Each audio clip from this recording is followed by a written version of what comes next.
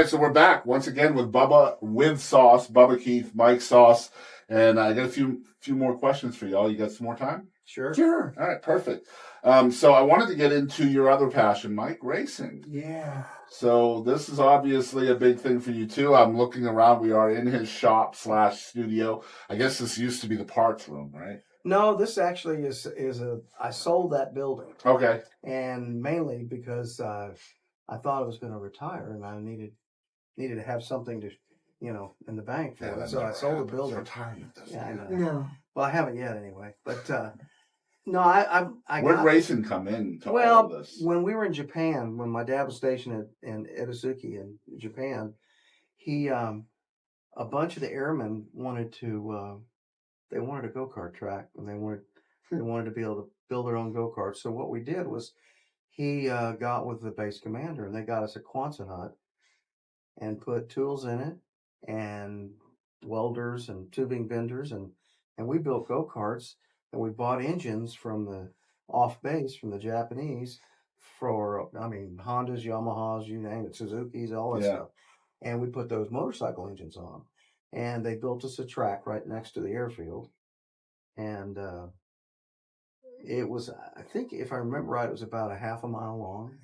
And I started it at about 7.5 years old. Wow. And my dad always loved racing, and he was into cars. And so we did that. My brother raced, and my dad raced too. All three of us, and we're all in different classes. I had a kart that had a Honda 90 motor on it with a 4-speed kind of an automatic type transmission, an automatic clutch, and they wouldn't let you shift. But all the other classes were basically direct drive. You had to push start them. And some of them were really fast. I mean, my dad's was 120 mile an hour. Nice. It had a 250 Yamaha engine on it. And my brother had a 125 Yamaha, and I had a 90 on it. And we got the bug. And, it's really funny, but when I go racing and people see my suit, there's a little Itazuki Go-Kart Racing Association patch on my.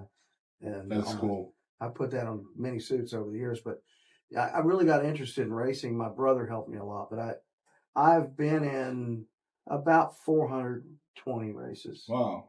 And I've been very fortunate and very lucky. And I didn't learn it quickly, but I finally learned it. And so a lot of comparisons between racing and music? Well, you know what? Racing is different, but I tell you what, when you're playing on stage, it's you and your guitar. When you're driving a race car, it's just you and that car. Yeah. And I love driving a car.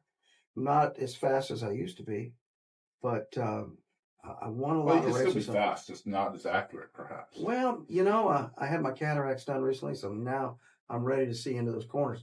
I noticed cataracts, not Cadillacs. Yeah, that's right. The funny thing is that I noticed here a couple of years ago that the straightaways were getting a lot shorter and the corners were coming up quicker. You're not lying. Now, granted, I was in a pretty fast car. Basically, it was what we call a Pro Mazda, and it's a formula car with a lot of horsepower and great brakes. I mean, it'll stop from 145 mile an hour, 150 mile an hour, down to nothing in just a second. Yeah. So pulls about 2.5 G's under braking. Good. And I drove those cars when I was younger, and I did fairly well with that. But as I got older here, last time I drove, in fact, Bubba came out to race out that I was out here in Crescent. We had a SCCA event out there, and I just have a ball driving a car. It's so much fun, and I'm truly, I'm blessed. I get to play guitar, I get to drive race cars. I mean, again, that's circular, right there. Men, he's living the life we wish we were living. Yeah, that's true. Well, I worked hard to get to that. That's why you got to follow his social media so we can all live vicariously. Yeah. Well, I sure do. I took a customer of mine racing last weekend, and he's 86 years old. Yeah.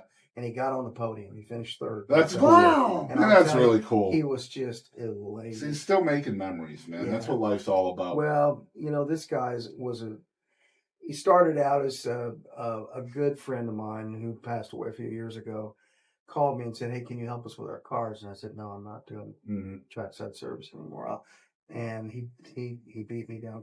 Did both. He pulled a Mike Sauce on him. Yeah. And so anyway, I got to work on the cars, and then when our David passed away, I couldn't leave Willis, and Willis's wife kind of threatened me. She said, "You can't leave Willis," and so I didn't, and we've been racing now together about 7 or 8 years, That's what's up. and he's doing great. That's awesome. And he's 86, and I would not want to be the person that kept him from going to a race because he didn't have somebody to take care of him. It's like I said, man, making memories, even if it's not just for yourself, it's for somebody else. Mhm. Absolutely. That's It's the great best fun. place to do it. Man, both of you guys have ultimate success in the music business. You've both been signed to record deals, which means you've both done the national touring stuff. You've both done the talk shows and the radio interviews and all of the media that surrounds record releases and things like that. You've played arenas and stadiums and flatbed trailers. Right. And here we are, you're in your 70s and you're still making a go at this. You still have that passion level. But what's it like now, gigging now, as opposed to then? Because now you still have the same passion level. You're completely indie now. You have all that freedom, but you're still gigging. The only thing that's difficult is loading the equipment. I was going to say, Everything we talked has about gotten- that. Yeah. I've got the amp that I have in there. I've got a Marshall cabinet from 1974 that I love. This is my favorite cabinet. I've taken everywhere with me over the years. And I've got a diesel Hagen amp, which it's a very expensive, about a $5,000 amp that I bought, and I just love it. I can't pick it up anymore. It's too heavy. Yeah. Right. So now I've got the little Marshall, and I've got a little Boss Katana that I play through. And I just got me a new Victory. It weighs 19 pounds. There you go. I can pick it up. Let's go. So, and so it's more difficult in that thing. If we had a couple of young kids, we could play a lot. Yeah. But to carry our stuff and set it up and stuff, we're not in walkers yet, but who knows? And I like I said earlier, man, y'all's voices are still so clean, so smooth. We're blessed about that. I don't know how to say that. That's Well, I would have not thought that. We recently had Mike Tramp on the show. If you're familiar with White Lion, I'm sure you are, Yeah, from the White Lion. early '80s. Yeah. And he has re-released all of his hit songs. Oh yeah. And so he released one called "Songs of White Lion," and then he just released another one in August called "Songs of White Lion" Right. too. Mhm. And so I asked him what was the concept behind redoing the records, because I thought there might be some legal reason or something like that, and it wasn't. It was just because he doesn't sound like that anymore. Right. The way he put it to me was, I don't fuck like I was when I was 18 anymore. Either. So he wanted to be able to perform the songs how he was able to perform them now, rather than having the expectation of what they sounded then. My point here is that you guys sound just the same now as you did then. That's just nutso to me. Yeah, I'm not sure we So sound impressive. exactly the same. Well, I mean, but we we kind of reinvented ourselves a bit. Yeah. It's simple. That's what I had. That's what I had to do. I decided we're not going to go back then. So you have to reinvent yourself to maximize your capabilities. You get frustrated with age. Well, I mean, we all have to deal with the reality of declining Of course. skills as Right. a singer Mhm. and as a drummer too. But at the same time, the main thing, keep doing it, keep practicing, keep trying, and stretch it out there. I can't sing like I used to, and it's funny that you said something. What's different about playing now? Yeah. And I think from my point of view, it's more of a personal point of view where, like, back in those days, it was all about me. Yeah. I was playing for me. And now it's like, I want to play for them. Yeah. And so they can become a part of what we are. Yeah. Not just, look how good we are. Look Yeah. how great look, I get in these really tight jeans, all that stuff. No. The thing about it is, we honestly care about the people that are coming to see us perform. Mhm. We want to make contact with them. So See, it's that's- more of an acknowledgement of your audience than Well, you used to well, have. you want them to be a part of it on Of a course. personal level, Yeah, not back from row 65. of course. Yeah. And the thing about it is, Goes there's back to the room he was talking about. Yeah. Right, 35 exactly. people in it. Yeah. And what that does is it gives you a different, whole different meaning about what you're doing, because it's just like you coming here with us. You've now become part of who we are, Well, thank and you can relate to that because we're talking on a personal level. you. Right. Now, if I was playing, let's say, in a big hall, and you're back there on row 65, we wouldn't have this chance. I would have to Google it and YouTube an interview. All that and, stuff. Yeah. The cool thing about it is it's about relationships. Yeah. And as much as I loved how people was just so kind and gracious to us back in the day, and we had so many people that really liked us a lot, but let's just be honestly, we just couldn't see that many people in one day. And, we put our heart into it because that's where it comes from. Mm-hmm. That's where it comes from. And if it's coming from here, then it's just an intellectual exercise, or you're just showing off because you're so good. Mhm. But when it comes from here, they know it, they feel it, and when they do that, nothing better. Yeah, that's a lifetime of experience that's taught you that. Well, And that's amazing. Sure. Well, you also, the fact that usually it's just us two with two guitars, Right. just Right. like we're doing here. right. And, we've gotten really comfortable with that. And I think that there's more music in that, because I think a lot of the when you get in a band and you turn up the volume and you got a big PA and there's people out there, I think there's a lot of things that are hidden. There's nothing hidden. Yeah, you That's can't right. hide behind that. You That's can't. right. And when you play in a rock and roll band, there's other people on the stage and they're making their contribution and their particular volume, and you got your volume, and it's I appreciate this more when we do it well. We don't always do it well, but we try to. Yeah. And when we do it well and we feel like we've done a good job, it's very fulfilling. I love that. There's a purity to it. Of course. There's a certain purity to it because, like you said, we got no place to hide. This is the way we sound. Yeah. We can't turn it up. We can't turn it down. There's not a whole bunch of effects we can What do. you see is what you get. What you see is what you get. But there's certain, like I said, there's a purity to that you can't get it any other way. Mm-hmm. And anyways. Well, we talked about the past and we talked about the present. What's the future hold for Bubba with Sauce? Well, we're already actually working on the next CD. I figured. And it's going to be different. I think we kind of want to go in a more personal level. Okay. Now, not to say the other stuff wasn't personal, Yeah. but Well, I don't want to know what kind of underwear Mike wears or anything like that. So let's not go so too personal. I don't know, and I will Well, you never might want to know. ask. If you want to I get that don't on the want record. to ask. Okay, well then don't. Anyway. I think the direction we're going in is it's the same direction we've come from. Mm-hmm. It's just that we're, like we've got some songs that are real personal, Mm-hmm. and we've got some songs that we want the audience to see as something they can come in and be part of. Should we play one of those songs, a little snippet of one of those songs, man? Oh, I don't know. Okay. I think I may not remember the lyrics. Well, I know I won't. But I think what it really boils down to is that the new stuff that we're doing, and we've got 8 or 10 songs that we're already playing when we do the duo show, and it's going to be a little different than the first one. We're trying to just let this thing evolve. Is that part of the naturally, reinvention? Well, I think it is. I think I always wrote songs. Even in the progressive days, I wrote songs on the piano. Yeah. I just sat down at the piano and played, and now I write all the songs on guitar. I haven't written a piano song in quite a while, and I'm gonna go back to the piano and write a song for this. All right, cool. So even Bubba's learning stuff. Yeah. Well, we already started on it. That's right. Mercy Me. Mercy Me. Oh yeah, it's kind of cool. It started with piano. Yeah. So He's kind of a schwan.